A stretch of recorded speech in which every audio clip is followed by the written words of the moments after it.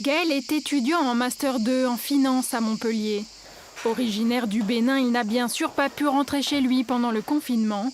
Il s'est donc retrouvé tout seul dans sa chambre de 10 mètres carrés. Mais heureusement, il a pu compter sur les aides du Crous. J'ai reçu des aides alimentaires. En fait, le Crous, pendant le confinement, je pense que c'était la deuxième semaine du confinement, deuxième ou troisième semaine, je sais pas mémoire, a apporté son soutien aux étudiants. Dans toute la France, les Crous se sont mobilisés pour aider les étudiants les plus précaires. À Montpellier, des distributions alimentaires ont été organisées pendant toute la période du confinement. Un vrai coup de pouce financier pour cette étudiante boursière. Ça m'a permis de réduire mes dépenses pendant plus de 2 mois. J'avais même, après le confinement, j'avais des réserves encore. Des aides qui ont un coût.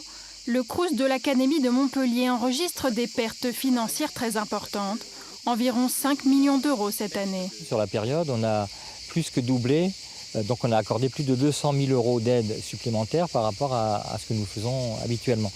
Et ça continue.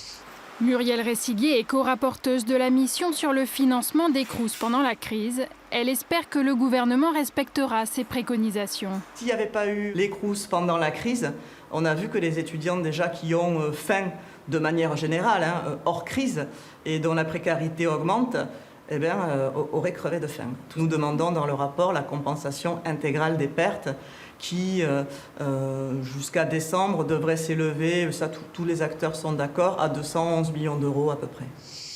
En France, 20% des étudiants vivent sous le seuil de pauvreté.